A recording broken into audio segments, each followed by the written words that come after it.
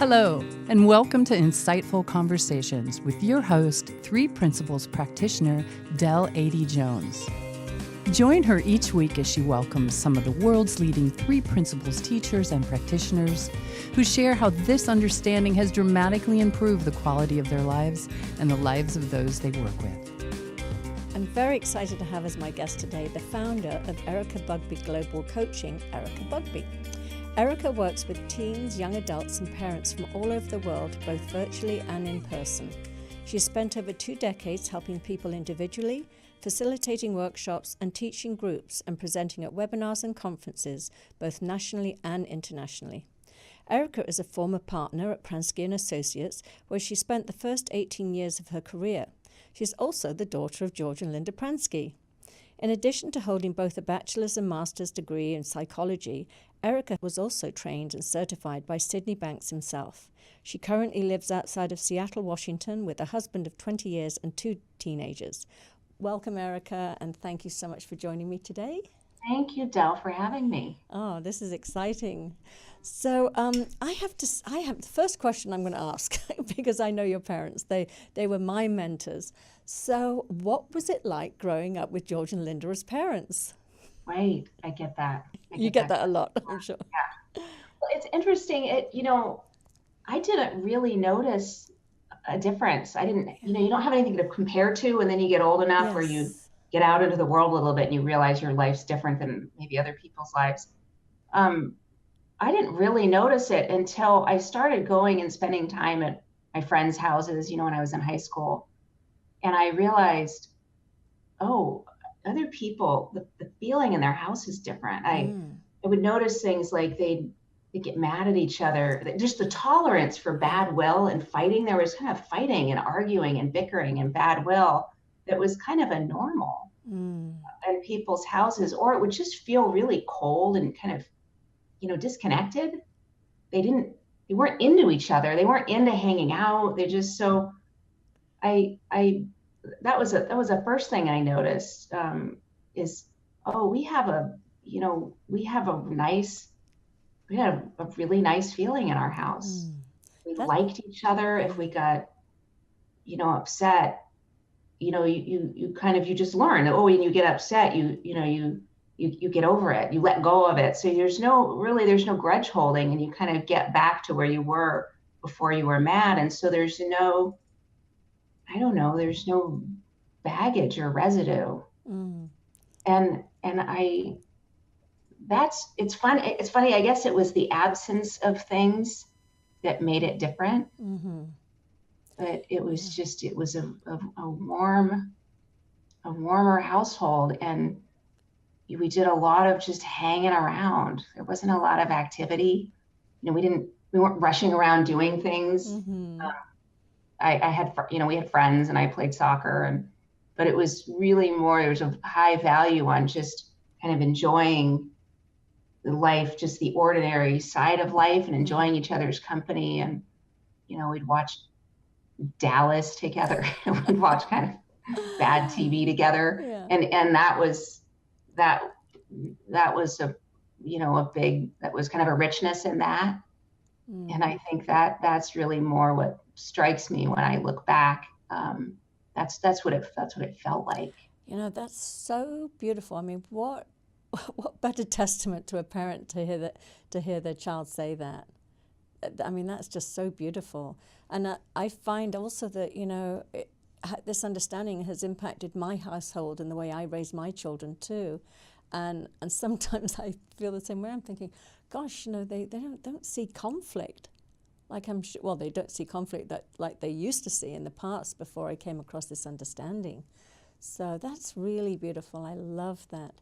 And so when did you first start getting interested in or understanding the principles as a concept that you might want to integrate into your life? Or when did you start learning from Sid directly?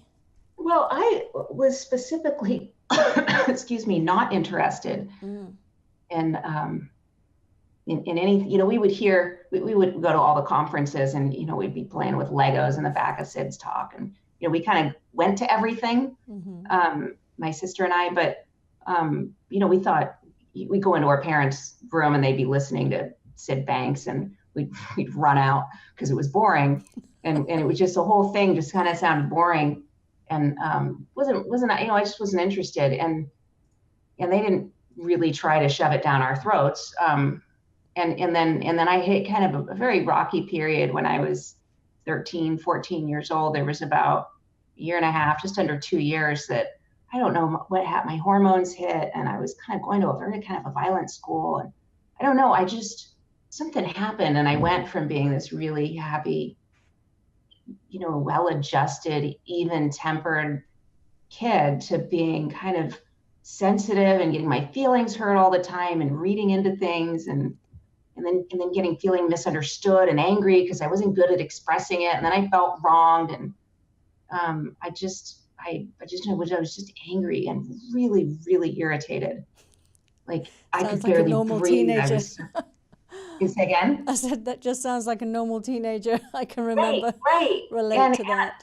It was, but it was odd for me because I didn't know nobody in my world. I grew up like our friends were, I don't know, like Keith and Valda, Keith Blevins, and there were just a lot, all these people, and Elsie and Sid, and all these people around that we would hang out with, and Roger Mills and his daughter Amy, and everybody was, we'd get together and play music, and everybody just it was a really nice life. And then all of a sudden this like devil shows up, and I didn't, everybody else seemed so happy. And in a way, I think it frightened me, and it made me a little bit more extreme because I didn't really know what was happening, and didn't feel like they would know anything about it because they didn't seem to be living in the world I was living in. Yeah.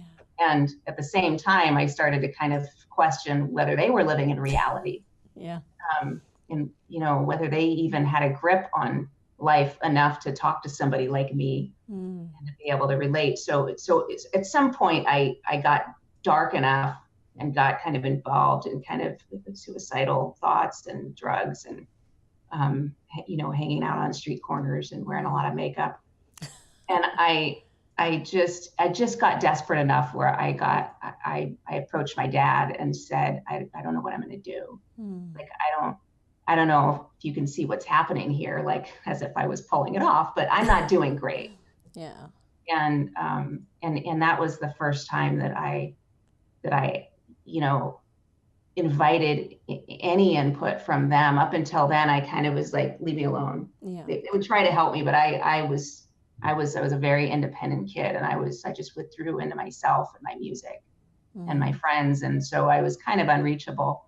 And I kind of reached out, and we had a very short conversation, and it kind of, after rolling my eyes, after a few days, it kind of stuck with me. My dad and I are close, and I trusted him more than I was cynical. And it kind of, I just started to hear something in this very short, maybe a 10-minute conversation. Wow. That I kind of started to see thought. And then things just started to reorganize over the next few months. And I turned around, and that was the first time that I thought, this is something. Yeah. They're doing something that explains, what's happening to people that would come into our home office and be different coming out than they were going in. I could that was the first time I saw Sid's doing something here. Yeah. Well, that's incredible. That was going to be my next question to you, but I think you've already set it up, because I know that you have a workshop that you're going to be doing in LA for young adults, and I was going to ask you sort of what, because I know you do a lot of work with young adults, and I was curious about what how you experienced your adolescence, and did that in fact impact the work that you do today? And it seems like that possibly would definitely influence how you are able to meet teens where they're at, or young adults where they're at, because you struggled yourself. Right. And I specialize in teenagers and young adults, partly because I think I've always gotten the ones that come in to Pransky and Associates. They always went to me because they're kind of raw emotion, and they're surly. Sometimes they're surly or withdrawn, kind of outside. Just never put me off, because I I could feel it. That was me. Yeah. And I know there's like, I'm just a regular person and they're just, so close. And, and that was one of the things that's one of the reasons I'm doing this workshop is I was working with a couple of teenagers in LA, remotely. And I could hear the same thing in them that I struggled with. And that was kind of confidence. My confidence about like what's happening to me with the hormones, and you have friends one day and then all of a sudden they turn on you, and what kind of a person should I be, and whatever I'm doing in my what I'm trying to do in my life, it's not working. And that I was just questioning. I just questioned everything. I think I spent like maybe 95% of my time, my waking hours during this like 2-year period, just thinking about myself. And it was so unsettling, and I was so fragile, I think, because I was exhausted and freaked out, because for every problem, there's no answers, and then it just breeds more. And that's what I found is, first of all, there's an explanation to so much of what I was going through that was so simple and explained everything that was happening to me and everybody else, and took all the fear out of what I was doing, even though I was still moody. And I just didn't realize you could do. And so what happened is I got all this peace of mind and kind of, confidence and certainty about myself, and that I didn't think was possible, being kind of a messy, emotional wreck to some degree, the way that people are, especially teenagers. And it kind of inspired me to lay things out for teenagers the way that it got laid out for me. So simple and so easy to kind of just let go of all the stuff you carry around. God, this is, it was just a huge relief. And absolutely. Oh my God, I'm listening to you and I'm thinking everything you described, that sort of that hyper focus, that insecurity, that self-consciousness, and I'm listening to you and I'm thinking, my God, you were able to be free of that, still as a teenager, or certainly understand what was going on. And I think for myself, who just turned 60, I lived that sort of teenage angst up until my late 50s, I'd say. Right. And I just think, what a gift to be able to give, to be able to point young adults into the direction of this understanding that brings so much relief, and as you say, makes so much sense in a very simple, easy to understand way, that they don't have to carry that baggage with them for the rest of their lives. Yeah, you just, it's amazing how much time you spend thinking about yourself and not actually just doing life. And you take that piece out of it, and it doesn't, when it stops making sense to think in that kind of, to walk that path, you just find you have all this, you're just available to just do whatever's happening right in front of you. And then you get this feeling of kind of, you're just with your friends and taking in the scene and thinking things are funny. And, you just, I don't know, there's just this kind of responsiveness and alertness to life. Yeah. Well, when you're not doing this like sideshow of just questioning everything, it's a really funny distinction. It's just fine line, but it's like pointing this way instead of this way. It makes all the difference. I mean, do you find though, you're young, still young enough too, but do you find there's a difference from the way that you grew up and what you were exposed to, what some of our teenagers and young adults are exposed to now? I think this sort of social media and everything is so in their face. I think they have to deal with a lot of things that certainly that I didn't have to deal with growing up. Right. So. Right. That's one of the things it's one of the reasons I wanted to specialize in young adults specifically, is because the landscape has changed. I've been working with them now for 20 years, and they're facing different things than what I was facing. And I think a lot of adults are like, I don't even know what to do with this. I don't even understand where this problem ends, because it looks like we might be right in the middle of it. And I think that's one of the things is there is more anxiety and more extreme behaviors, like things like cutting and suicide and depression.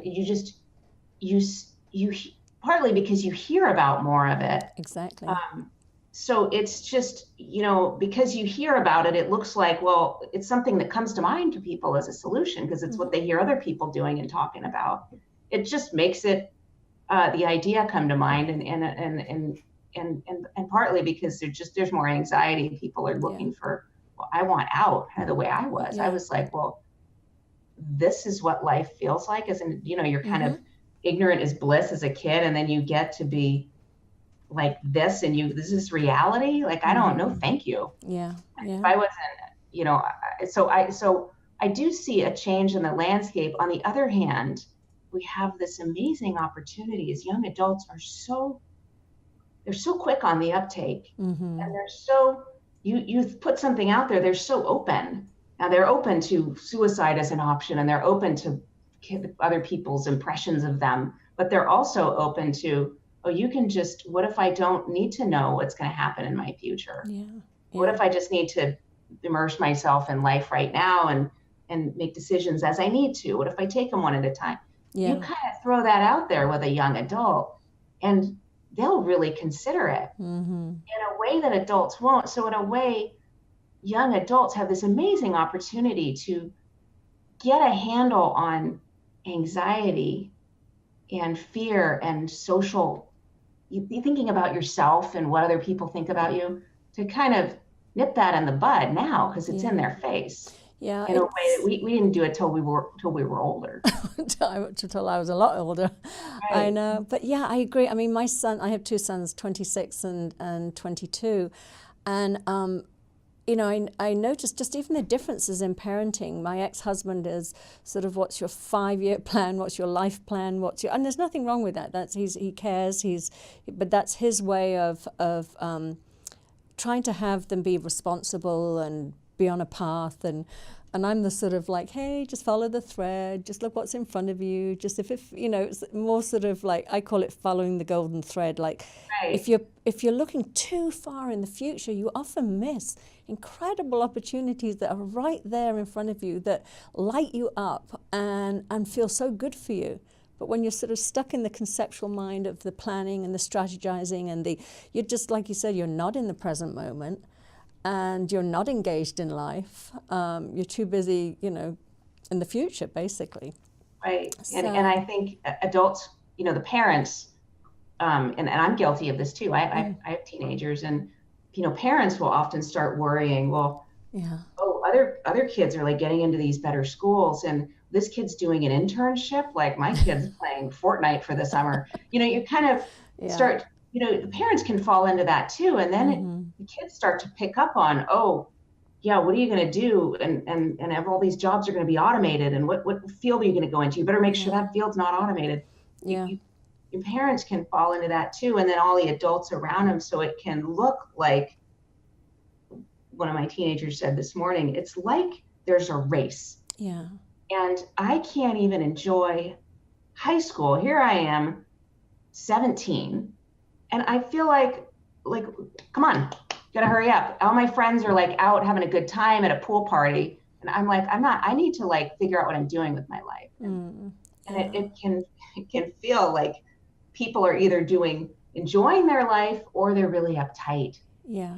And fixated on their future. And those are the only two options. And that's the thing, is like, the way that we were designed as these kind of hunter-gatherers, and to be able to walk that line really gracefully, being able to see opportunity, and yet and have your eyes kind of open, and yet have that be part of your everyday engagement in life, so that you can hunt and gather. and that's built into us, and it's not that far away. And it just takes a little bit of understanding about what's going on while you're living your life. This thing that's attached to your shoulders, you just get the hang of it a little bit, and it just makes all the difference. Yeah, that's so beautiful. I mean, I keep reflecting on things that, as I say, my youngest son in particular has shared, and just the angst and the fear that a lot of people have, in their teens, of what, there's so much pressure on them. I'm noticing what my son shares with me is just the environment. I mean, just the global warming, and is there going to be a planet that we could, these are some of the things that our children deal with and have fears around, part of their future, the state of the planet. And that is like, gosh, things that we just did not have to deal with. Well, and that's one of the things I think is interesting, is that the ability for us, the ability to address whatever problems come along, like global warming and like, social media, and what's our relationship to it. This is, having your notifications on. Like my daughter just said last night, I'm gonna just turn my notifications off. Yeah. Like I tried it and it's amazing. And she's only 14, and that is interesting, just the concept that you can have a planet or a political system or a life, a personal life that looks like a complete disaster, and yet get your bearings and have your well-being be completely intact. Get your well-being back, because it's not attached. It's not driven by the outside world. It's not driven by the secular world. It's spiritual. It's separate. Yeah. Just that, the fact that it's separate allows us to see something horrifying, panic, get our trip together, and then collect ourselves and say, all right, what are we going to do? And to be able to have the presence of mind to use the amazing intelligence and ability to innovate psychologically, the way that we've innovated all of the technology, to be able to look at, okay, well, what are we going to do about this? That's what accounts for the relationships that we, the people we break up with, that we realize, oh my God, I just wake up one day and your head clears and you say, this is not good. Yeah. That technology is always in there. Yeah. And to be able to learn where that lives and how to find that, the human mind gives you kind of what you need when you need it. Yeah. If you have to look inside. There's something in here when we have our well-being, and when we panic, it disappears. Yeah, I love that, because that really is it. I mean, I love what you're doing and what this workshop you're going to be doing is going to be pointing to, and it's to follow, to know who you are at your essence, that you're not, you're thinking and you're, catastrophizing about what could be going on in a young adult's world. And also that resilience that you talk about. You say that teenagers have a much better ability to recognize their resilience than even their parents might. Yeah, and it's funny. It's one of the reasons that I had this opportunity to do this workshop. I'm doing it in LA, and in Topanga. That's right. You're from next week, is it? No, 2 weeks. May 4th and 5th. It's a Saturday and a Sunday. It's coming up in a couple of weeks. Yes, wonderful. And one of the reasons that LA specifically appealed to me is because of all the people that say, well, maybe this works for your clients, in Kansas and in La Conner, Washington. But what about places where there's real peer pressure, and you're living in an achievement society, and there's not enough jobs, and there's kind of this idea that, well, there's less resilience there, or there's less capability for teenagers to have quieter thinking and to have their minds get as lucid as somebody who doesn't live in that kind of toxic environment. And so that's part of what appealed to me, is there's certain cultures where people the norm is lower. Yeah. And people kind of feel like, well, I feel rushed because I'm living in a very fast-paced world, and you're faced with poverty and fires, and it's how for people that feel like you can't find your well-being and get your head screwed on right in this kind of environment, it really has nothing to do with it. No, exactly. And that's of all the places, I think, that needs this understanding more than others, this is the place. And like you say, it really it has nothing to do with the environment you're in. Once you understand that, it doesn't matter if you're in LA, Lacona, or wherever. The principles, apply and are at work for everybody wherever you are in life. Right. And it's interesting because we're, in a way, if you listen to, if you read the research, statistically, we're safer. Our kids are safer than they've ever been. And they're safer than in a huge number of countries in the world. And yet it does not feel like that. Yeah, exactly. And that's one of the things that's so interesting, is that your well-being gets completely detached from reality, and people don't get the benefit of feeling that sense of security that we should feel. Yeah. And that's the power of thought. I just find that fascinating. Oh, I do too. And I love that you're sharing this, and I'm just so thrilled. And we're actually coming to the end of our time together. So I just want you to it goes so fast. But again, just share your website. And I know you do other programs too. You do incredible. You work with families and individually, and I know you do intensives. So share how people can get in touch with you. So you can go to my website at erikabugbee.com, and you can contact me through there. There's information on the workshop that's coming up in Topanga in a few weeks. Yeah. And so if you want anything, you feel free to reach out. Okay, wonderful. Well, I can't thank you for coming on today. It was really great, fascinating talk. I love it. As a parent to young adults myself, that's where my heart is too. I love working with young people, and saving them all the pain that I put myself through for years unnecessarily. So makes it a little more worth it what you went through, if you can pass that on. Exactly. Yeah. Well, good. Well, thank you so much for having me. Oh, it was a pleasure. And you have spots left in the workshop, I hope, because I'm sure a lot of people want to attend. Yeah, we still have a few spots left. Wonderful. Okay, great. All right. Well, I hope to see you soon. Thank you so much. Thank you so much, Del. Thank you. Bye-bye.